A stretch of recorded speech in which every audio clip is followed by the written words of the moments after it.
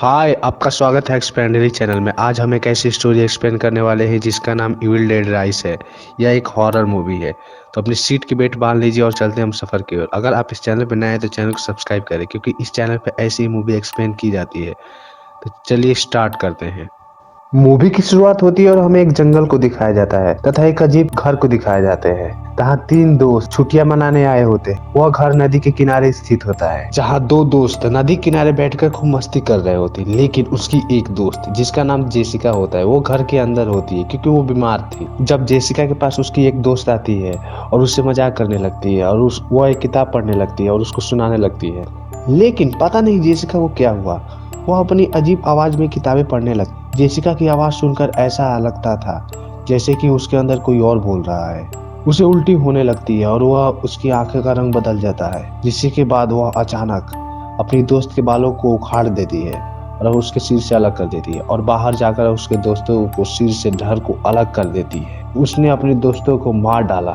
इसके बाद जेसिका को हम लोग हवा में उड़ते हुए देखते हैं, जिसकी उसकी सहेली रो रही होती है। आप इस कहानी को समझ नहीं पाए होंगे कि जेसिका कौन है, उसके दोस्त छुट्टियां मनाने क्यों आए होते हैं। इसको जानने के पहले हमको एक दिन पहले जाना होगा। तो चलिए हम चलते हैं। हमें एक पुरानी इमारत दिखाई जाती है। इसके अपार्टमेंट में एली नाम की एक महिला अपने 3 बच्चों के साथ रह रही होती है। यह अपने पति से अलग बच्चों के साथ रहती है। एक रात एली की बहन उसके घर आती है, जिसका नाम बेथ होता है। वह एली के घर आती है और अपने बच्चों को उपहार देती है जो वह उनके लिए लाई थी। अपनी बहन के पति के लिए भी गिफ्ट लाई होती है, लेकिन उसे पता नहीं होता है कि उसकी बहन का हस्बैंड उसके साथ नहीं रहता।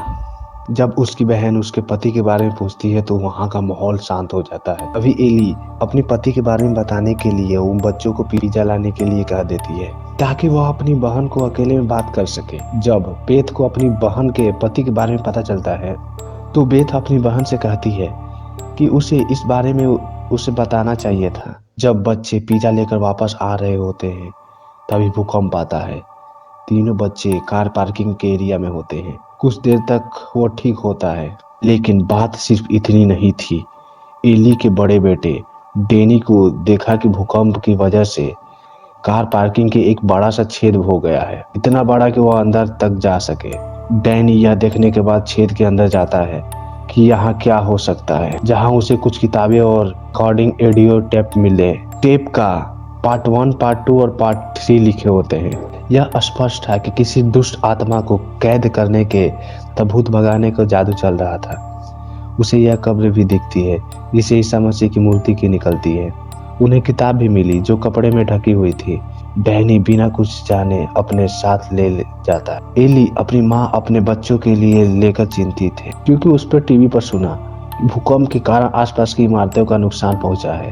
वहाँ एक बूढ़ी औरत भी थी। लेकिन थोड़ी देर बाद एली के बच्चे लिफ्ट के माध्यम से आ जाते हैं। एली उन्हें देखकर डांटती है और उनसे कहती है कि भूकंप आने पर लिफ्ट का इस्तेमाल ना करें। इतना कहकर वह लिफ्ट से कपड़े धोने के लिए कपड़े ले जा रही थी। डैनी को किताब जो ऑडियो टेप मिले वह अपने कमरे में ले जाता है। वह किताब को खोलने की कोशिश करता है, लेकिन किताब नहीं खुलती, क्योंकि किताब नुकीली दांतों से ढकी हुई थी। किताब को देखकर ऐसा लग रहा था मानो ये किसी के चेहरे के दांत हैं। तभी उसकी उंगली उस नुकीले दांत में अटक जाती है, जिससे खून निकलने लगता है, जो किताब पर पड़ता है। लेकिन आश्चर्य की बात यह थी कि किताब उस खून को अपने अंदर सोख लेती थी। और तभी किताब खुली। हम देखते हैं कि उसकी अजीब तस्वीर थी, मानो कि कोई किसी के ऊपर जादू कर रहा है। डैनी किताब तो नहीं पढ़ता, लेकिन ऑडियो टैप सुनने लगता है। पहले ऑडियो टैप को सुनता है।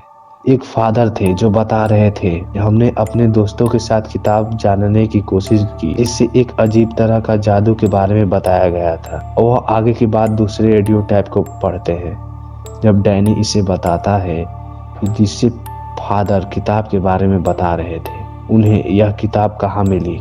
अचानक रेडियो से मॉन्स्टर की आवाज सुनाई देने लगती है, मानो कोई काली शक्ति अंदर कैद है और बाहर निकलने की कोशिश कर रही है। डैनी टेप रोकने की कोशिश करता है, लेकिन वह ऐसा नहीं कर पाता। तभी हम देखते हैं कि काली शक्ति टेप से निकलती है और लिफ्ट में एली के अंदर आ जाती है, जिससे एली की हड्डियां टूट जाती है। वह उसे बेरहमी से पीट रहा था। डैनी ऑडियो टेप को बंद करने की कोशिश करता है, लेकिन वह ऐसा नहीं कर पाता।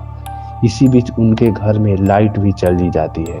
जब एली की बेटी ने लाइट चेक की तो उन्हें घर को छोड़कर सारी जगह पे लाइट थी, यानी जो कुछ भी गलत हो रहा था वो सिर्फ उनके घर में ही था। थोड़ी देर बाद एली अपने घर वापस आती है, लेकिन किचन में जाकर अंडे पकाने लगती है। जब उसकी बहन उसके पास आती है तो वो उसे बुलाती है और उल्टी करने लगती है, अजीब व्यवहार करने लगती है। तब एली को होश आता है, वो बस यही कहती है कि वो मेरे अंदर है, मेरे बच्चों को नुकसान मत पहुंचाने देना, वो अपने बहन से कहती है। इतना कहने के बाद वह बेहोश हो जाती है और गिर जाती है। एली अपनी बहन को बच्चे को अस्पताल ले जाते हैं, लेकिन हर कोई लिफ्ट में जाने से डर रहा था कि भूकंप के कारण सीढ़ियां भी टूटी हुई थी।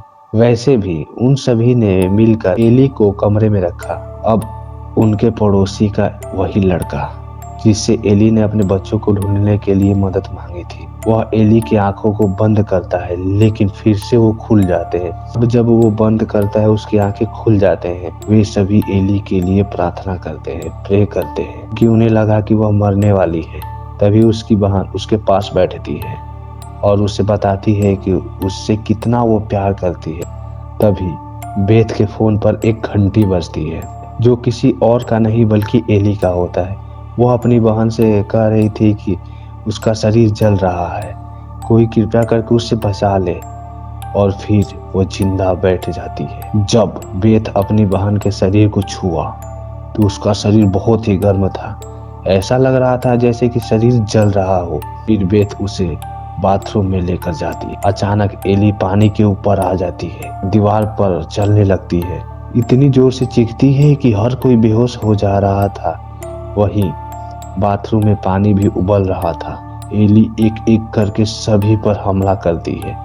वह अपनी बेटी को मारने की कोशिश करती थी। फिर वह उसके बेटे डैनी एली को एक तरफ रख देता है, क्योंकि वह जानता है कि उसकी माँ के अंदर कोई काली शक्ति है।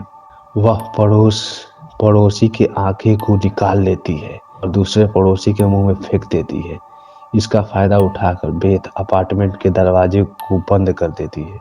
उनके साथ एली के बच्चे भी थे। अब बेथ एक छेद में देखती है।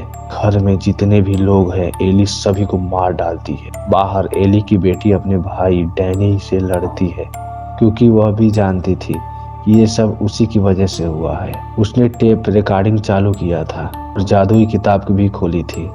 यहाँ वे वापस से लड़ रहे थे। अब एली की बड़ी बेटी के साथ कुछ अजीब हो रहा था। उसके चेहरे पर अजीब निशान पड़ रहे थे और मुंह से कीड़े निकल रहे थे। जब बेथ एली की बड़ी बेटी के पास जाता है तो वह रसोई में कांच के टुकड़े खा रही होती है। इसका मतलब कि वह भी अब काली शक्तियों के वश में है।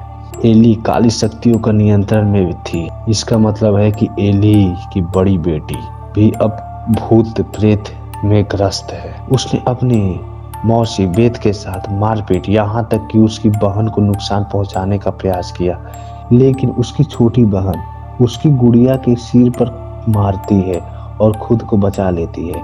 जब डैनी बेथ को सब कुछ बताता है कि यह सब किसकी वजह से हुआ है, अब सब कुछ जानने के बाद बेथ डैनी के कमरे में जाती है ताकि वो आखिरी टेप रिकॉर्डिंग सुन सके। बेथ हेडफोन लगाती है और टेप रिकॉर्डिंग सुनने लगती है कि जो भी गलत हो वह उसके साथ हो और कोई उसकी बात नहीं सुन सकता। जब बेथ तीसरी आखिरी रिकॉर्डिंग सुनती है, फिर यहाँ बेथ को पूरी सच्चाई का पता लगता है कि यह पुस्तक पादरी फादर को दी गई थी और वह किताब को पूरा पढ़ना चाहते थे, लेकिन चर्च के लोगों ने फादर को चर्च से निकाल दिया क्योंकि वह राक्षस की पुस्तक थी। वह मानव त्वचा से बनी थी और उस पर मानव रक्त से लिखा गया था। नरक के खतरनाक राक्षसों को बुलाने का यह एकमात्र तरीका था। फादर ये सब बातें समझाते हैं। अब बेथ टेप रिकॉर्डिंग में वही बातें सुन रही थी। ये सब सुनने के बाद बेथ को भी यकीन हो गया कि रसोई में एली की बड़ी बेटी डैनी पर हमला करती है और उसे जला देती है। कमरे में बेथ थी, एली भी आई। बेथ उससे लड़ने की कोशिश करती है। एली अपने मुंह से काटती है, मैं जो भी हूँ तुम मुझे आसानी से नहीं हरा सकते। अब केवल बेथ और एली की छोटी बेटी ही बचती है। एली यहाँ बेथ को मारने वाली होती है, तभी एली की छोटी बेटी बेथ को कैंची देती है, जिससे बेथ एली के मुंह में डाल देती है। इसे वह कुछ देर तक रोक सकती थी। बेथ बंदूक से दरवाजा तोड़ने वाली ही होती है। तभी एली जाग जाती है। बेथ ने एली पर गोली चलाई जो उससे पैर में लगी। एली अपनी छोटी बेटी को अपनी मीठी बातों में फंसाने की कोशिश करती है, लेकिन उसकी छोटी बेटी की बात सुनकर कहती है कि तुम मेरी माँ नहीं हो। अब एक एक करके वो लोग जिन्होंने एली को मारा था वो जीवित होने लगते हैं और कहते हैं कि शाम तक कोई जीवित नहीं बचेगा। बेथ और एली की छोटी बेटी के पास भागने का कोई दूसरा रास्ता नहीं है, लेकिन लिफ्ट बंद थी और दरवाजा भी बंद थे, इसलिए चाबियां लिफ्ट में फंसी हुई थी। जब एली पर भूत सवार हुआ था तो उसने हाथ में ही चाबियां रखी थी। एली की बेटी अब बड़ी चालाकी से लिफ्ट से चालू करने को चाबियां निकाल लेती है और लिफ्ट भी चल रही थी। लेकिन हम देख सकते थे कि एली की बड़ी बेटी है और डैनी, जो मृत्यु के बाद राक्षस का नियंत्रण रखता था, वे खुद को लिफ्ट से जोड़ लेते हैं। इससे जैसे ही लिफ्ट चलती थी उनका खून उसके अंदर बहने लगता था।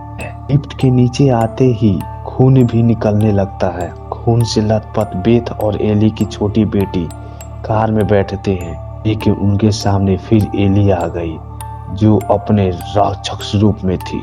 वह अपनी छोटी बेटी पर हमला करती है। फिर बेथ वह जंजीर लेती है और उसे मारना शुरू कर देती है, लेकिन उसके साथ ही एली की बड़ी बेटी और डैनी भी आ गए। बेथ इन तीनों को पीसने की मशीन में डाल देती है और मार देती है। अपने परिवार को 3 सदस्यों की हत्या करना बेहद ही खौफनाक मंजर हो सकता है, लेकिन इसके अलावा बेथ के पास कोई रास्ता नहीं था। जिसके बाद बेथ ने एली की छोटी बेटी को लेकर यहाँ से चली गई, लेकिन वह राक्षस की काली शक्तियां भी खत्म नहीं हुई। अब देखते हैं अगले दिन का सीन। उसी लिफ्ट में एक लड़की जेसिका उतरती है जो एली के नीचे वाली बिल्डिंग में रहती थी, और जेसिका वही लड़की थी जिसे हम कहानी की शुरुआत में देखा था। अब जब वह लिफ्ट से नीचे आती है तो उसे बहुत सारा खून देखा।